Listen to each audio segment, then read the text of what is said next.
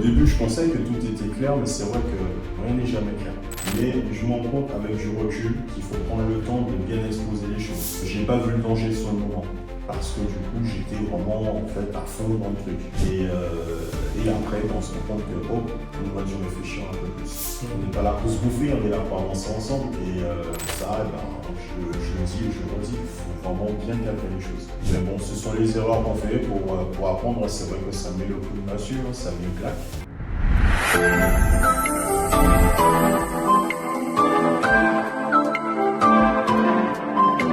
Bonjour à tous. Bonjour Jimmy, Bonjour. du coup, deuxième partie de la vidéo. Ouais. Bon, pour ceux qui n'ont pas vu la première partie de la vidéo, vous allez regarder au niveau de la description, la première partie de vidéo où tu expliquais justement que tu es un chef d'entreprise dans le domaine des auto-écoles, tu es en Ile-de-France, précisément au niveau des temps, et que tu expliquais comment au niveau de la création d'entreprise, que tu as pris du temps justement pour avoir les agréments, le BFR, les autorisations, la voiture, le local qui est obligatoire du coup, et que finalement, si tu avais repris l'entreprise d'auto-école, ce que justement tu es en train de regarder, ça t'a permis de gagner du temps, économiser de l'argent et avoir de la clientèle, quoi. Exactement, il y aurait déjà eu des choses, on va dire, une certaine stabilité et qui m'auraient permis d'enchaîner directement et qui m'auraient évité pas mal de périples, effectivement. Donc là, cette première partie, on en a parlé de ça. Et l'idée maintenant, c'est par rapport à lorsque tu as créé ta société, que tu puisses nous parler dans cette partie-là de ton expérience avec notamment les associés, parce que c'est une chose qui peut intéresser que ce soit au niveau de la création, que ce soit au niveau de la reprise, que quand on reprend une entreprise, des fois, on peut garder des associés qui sont en place. Certaines fois, on peut avoir de nouveaux associés. Donc, c'est bien que tu nous parles un peu de ton expérience sur la partie justement des associés. Comment justement, notamment avec ta compagne Laetitia et ton autre associé, vous êtes répartis le travail au début? Est-ce que c'était clair pour tout le monde? Ou est-ce que finalement, vous n'avez pas bien défini les choses et on ne savait pas qui était dans le commercial, qui était dans l'administratif, qui était opérationnel en tant que moniteur? Est-ce que tu peux nous expliquer en amont, quand vous avez décidé de créer cette société-là, est-ce que les choses étaient déjà bien planifiées, c'était clair, ou est-ce qu'au fil de l'eau, vous avez commencé à éclaircir les choses? Alors du coup, c'est vrai qu'au début, tellement qu'on était dans la précipitation, vouloir créer ce projet, qui est un projet qui me tenait énormément à cœur, parce que quand même, j'ai fait ma reconversion pour mettre ça en place, c'est vraiment mon but. Au début, je pensais que tout était clair, mais c'est vrai que rien n'est jamais clair. Franchement, pour le coup, c'est très enrichissant.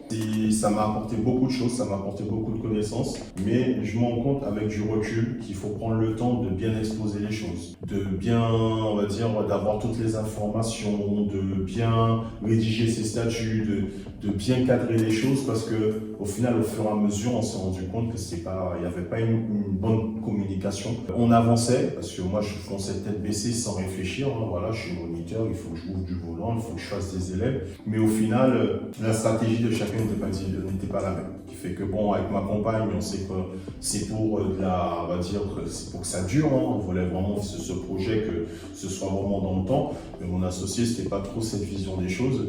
Il fait que c'est vrai qu'au fur et à mesure du temps, on s'est rendu compte que cette association ne convenait pas. Malheureusement, c'est la triste réalité. En plus, au moment de choisir les parts, 50-50, qui veut dire que moi et ma compagne, nous sommes paxés, 25-25, lui 50. J'ai pas vu le danger sur le moment, parce que du coup, j'étais vraiment en fait à fond dans le truc. Et après, on se rend compte que on a dû réfléchir un peu plus. Mais bon, ce sont les erreurs qu'on fait pour apprendre. C'est vrai que ça met le coup de massue, ça met une claque, mais ça permet d'avancer quand même et de mieux comprendre en fait ce côté de bien choisir son associé, de bien clarifier les choses, de faire des bons statuts qui protègent tout le monde. Voilà, et d'avancer vraiment en mettant les choses au clair, on va dire la tâche de chaque personne. Chaque personne a son truc en fait, parce que quand il y a des associations comme ça, on se complète. On n'est pas là pour se bouffer, on est là pour avancer ensemble. Et ça, je le dis et je le redis, il faut vraiment bien cadrer les choses. D'accord. Ce que je retiens ce que tu as dit, parce que souvent, on est là, on est pas pour être transparent et pour être franc. Au début, souvent, du côté des créations, des fois, la reprise, c'est un peu différent, mais sur la création, alors à la reprise, je vais vous donner les points où, certaines fois, on veut toujours faire des économies. Au niveau de la création, souvent, on fait des économies sur les statuts.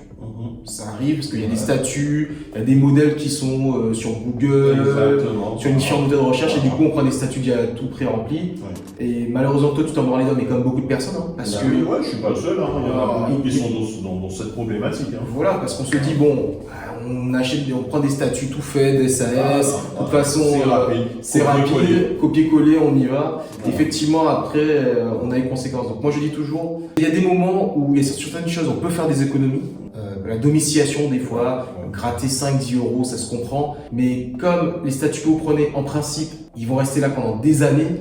C'est un investissement pour des années et qui va avoir des lourdes conséquences. Donc, à ce moment-là, travailler avec un spécialiste du domaine, un juriste ou un avocat ou même un notaire, ou un expert comptable certaines fois aussi, qui peut vous donner des bons conseils pour justement vous sécuriser à ce niveau-là, vous associer et que les choses soient clairement éditées. C'est-à-dire que même pour des fois, il faut savoir que certaines fois dans les statuts, vous pouvez prévoir une différenciation entre le capital social au niveau des droits de vote, des droits financiers. Parce que par exemple, demain, vous pouvez avoir 60% d'une société, mais ne pas recevoir 60% des droits financiers, donc de l'argent soit rétribué en des dividendes. Donc, tout ça, il faut vraiment vous faire accompagner parce que ça peut avoir des graves conséquences.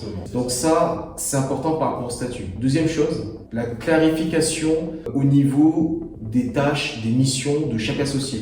Plus les choses sont clairement dites, évidemment, après les choses peuvent évoluer, hein, mais si c'est déjà clairement dit, par exemple, que vous avez un associé qui lui dit « moi, je suis là juste pour mettre de l'argent et donc être un investisseur passif », et que je ne vais pas t'aider pour faire autre chose, au moins que les choses soient clairement dites. Parce qu'après, si vous comptez sur lui de façon opérationnelle et qu'il vous dit « je ne suis pas disponible », vous ne pouvez pas vous l'en vouloir. Il vous a dit depuis le départ qu'il n'était pas disponible. Directement. Voilà, il a prévenu. Donc ça, c'est très important quand vous êtes rentré en association, de bien définir justement. Voilà. Non, mais ça a vraiment toute son importance. Hein. Et je pense aujourd'hui, on n'appuie pas suffisamment sur ce genre d'aspect, on se lance, voilà, mais c'est là qu'on voit que voilà, faut s'enrichir dans cette connaissance-là parce que c'est un engagement. C'est comme un couple, c'est comme un mariage, voilà, on s'engage et que du coup, il faut se protéger. Exactement. Donc là, c'est vraiment une chose très importante. Donc, c'est les deux points sur lesquels je voulais revenir et appuyer dessus, sur vraiment la sécurisation des statuts, ne pas faire d'économies en disant oui, on va prendre sur Internet. C'est fortement recommandé de passer par un professionnel du droit, voilà. Et la clarification avec vos futurs associés sur les missions, les rôles de chacun. Et si vous voulez en plus vous protéger, vous pouvez prévoir aussi dans les statuts ou dans une partie des annexes, d'accord, ou des conventions entre vous, que si chaque personne ne respecte pas son rôle, vous pouvez prévoir aussi des sanctions, que ce soit des sanctions financières ou des sanctions en termes de capital. C'est-à-dire que si par exemple votre associé dit que lui, je sais pas, il prendra 10 heures par semaine, toutes les semaines pour vous aider sur le terrain et qu'il ne le fait pas, il faut prévoir par exemple que ses parts peuvent être annulées ou ses parts peuvent être rétrocédées parce que du coup il ne respecte pas son engagement. C'est vous aujourd'hui qui avez justement le moyen de contractualiser ce que chacun doit faire. Et ça, si dès le début c'est fait, c'est important. Et après, les choses peuvent évoluer. Mais déjà, il faut partir sur des bonnes bases. C'est de bonnes bases, des bonnes règles, comme ça, tout est cadré. Exactement. On frustre personne, il n'y a pas de tension de oui, mais tu m'avais dit que tu allais faire ça, non, finalement. Déjà, les activités sont suffisamment prenantes et fatigantes et stressantes. Donc, il ne faut pas se rajouter encore du stress, quoi. Donc, soyons prévoyants, sécurisants. Ça, c'est pour la création. Pour la reprise d'entreprise, il y a aussi une partie que certaines fois les personnes négligent. C'est encore une fois la partie juridique pour des lettres d'intention. Ou des fois, ils prennent des lettres d'intention toutes faites ou des protocoles d'accord tout faits. Passez aussi par un expert, ça va vous permettre de vous sécuriser parce qu'aujourd'hui, dans la reprise d'entreprise, c'est des conséquences sur des dizaines de milliers d'euros, voire des fois des centaines de milliers d'euros parce qu'on n'a pas mis une condition, parce qu'on n'a pas mis des vérifications, parce qu'on n'a pas mis certaines garanties dans les documents, comme la garantie d'actif et du passif, etc., etc. Donc ça, pour la reprise d'entreprise, c'est très important, et notamment aussi la partie que souvent certains négligent, de l'audit. Oui, mais c'est une petite structure, elle fait moins de 200 000 euros de chiffre d'affaires, je vais pas faire une audit juridique, je vais pas faire une audit salariale ou une audit sociale pour voir s'il y a un souci avec tel ou tel salarié. Sauf que, imaginez-vous que certains qui ne le font pas et qui ont souci après avec les salariés, que parce que un salarié, de façon très pratique, hein, moi j'ai vu un dossier où un salarié s'est écrit qu'il faisait un contrat de 40 heures, et en réalité, il faisait, sur le terrain, il faisait plus de 80 heures. Et ils ont attendu de passer la vente pour demander à faire toutes les rectifications après la vente. Ah ouais. Donc, ce qui veut dire que ça coûte cher. Ça a coûté cher. Donc, tout ce qu'on explique par rapport à cette sécurité, c'est qu'il y a des impacts financiers derrière.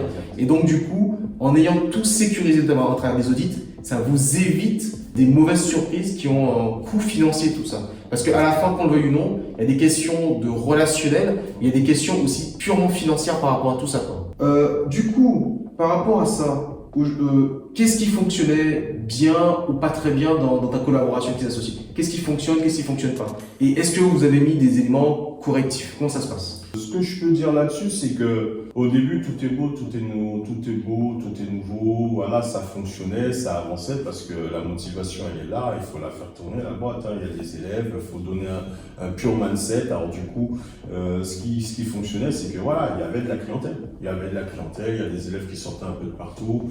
La com fonctionnait super bien. Vu que les résultats, ils étaient bons, tout était bon. Mais il y a un certain moment où on se rend compte que, hop, là, des fois, le manque de communication n'était pas trop bon par rapport au niveau des élèves. On voit que des fois, l'attente de l'élève s'était pris très à la légère. Ou sinon, il y avait une mauvaise communication entre l'élève et le bureau. Et cette communication qui est des bureaux jusqu'au moniteur n'était pas bonne. Ce qui fait qu'on se rendait compte qu'au fur et à mesure, la communication, elle se dégradait. Du coup, les solutions qui ont été mises en place, c'est qu'il y a un moment sur le terrain, nous, que ce soit moi ou mes collègues sur le terrain, on a commencé en fait un petit peu à se protéger. Et surtout moi, parce que du coup, je suis responsable d'agence, je suis responsable pédagogique. Il y a un moment, je joue sur la qualité qui fait que j'ai dû mettre une qualité en place. Et cette qualité, en fait, a fait que, il y a un certain moment, on est obligé de, entre guillemets, prendre en compte que la formation n'est pas adaptée. Faut faire un choix. Soit on continue jusqu'à l'échec, soit on arrête la formation clairement et qu'on trouve d'autres solutions pour les élèves. Le problème, c'est en étant chargé, en étant dans des, on va dire, dans une activité où il y a tout le temps la demande, des élèves qui attendent très longtemps. Quand on essaie de trouver des solutions, c'est pas tout de suite qu'il peut y avoir cette solution ne peut pas se mettre en place tout de suite parce qu'il y a un planning organisé. Fait que c'était assez compliqué de rectifier le tir en fait. Très très compliqué. C'est pour cela qu'il y a certains élèves en fait qui se sont retrouvés en phase où j'annulais leur formation et demande de remboursement. Du coup, c'est vrai que ça a eu comme impact de casser un peu cette communication. Mais après, voilà, moi je reste dans cet état d'esprit où en fait les élèves ça reste des clients. Il faut qu'on continue à bosser, il faut qu'on continue à garder cette motivation, ce mindset pour eux.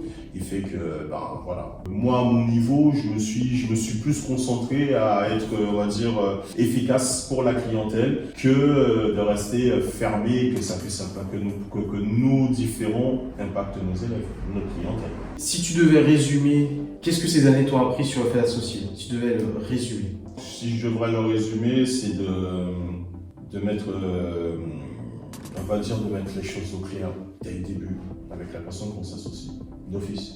Il faut que ce soit clair, il faut qu'il y ait une transparence, il faut vraiment aborder tous les sujets. Il faut vraiment tout voir, il faut vraiment savoir à qui on a affaire. Et voilà, quelles sont vraiment les vraies attentes de cette personne, quel sera son investissement, et même après, on va dire, après coup, même limite, ce soit quelqu'un qui part sur qui a je dirais pas la même stratégie, mais presque les mêmes convictions en fait. Parce que moi, dans le métier, je suis enseignant, je suis sur le terrain, j'adore mon métier. Si j'ai quelqu'un qui est là, mais qui n'aime pas vraiment le métier, mais qui est là juste pour se dire, je vais me gonfler les poches, au bout d'un moment, je pense que ça colle pas trop, quoi. Fait qu'il faut savoir choisir la personne qu'on s'associe avec, mais bien la choisir. Et limite, prendre le temps de la choisir. C'est là où on voit qu'un projet, en fait, c'est pas en 1 mois, 2 mois, ça se crée. Un projet, ça prend un certain temps. Je pense que c'est une très bonne parole. On va terminer dessus avant, et on va leur laisser un peu un teaser sur la dernière partie de la vidéo, du coup la troisième partie, sur le fait que là, on va parler sur la troisième partie sur pourquoi tu es allé sur ta deuxième création et peut-être pas une reprise. Ouais. Et après, ta vision du groupe, parce que là, on va enchaîner après dessus directement sur tes cibles qui maintenant te dit, j'ai créé une fois, j'ai créé 2 fois, maintenant, je vais racheter pour accélérer. D'accord ? Je vous remercie d'avoir écouté cette deuxième partie avec Jimmy qui est dans les auto-écoles, qui maintenant va bientôt devenir repreneur d'entreprise. Si vous souhaitez continuer à suivre, vous likez, vous commentez, vous mettez la petite cloche pour suivre la vidéo. On vous met le lien de la prochaine vidéo juste en bas. Je vous dis à bientôt. À bientôt. Bye bye.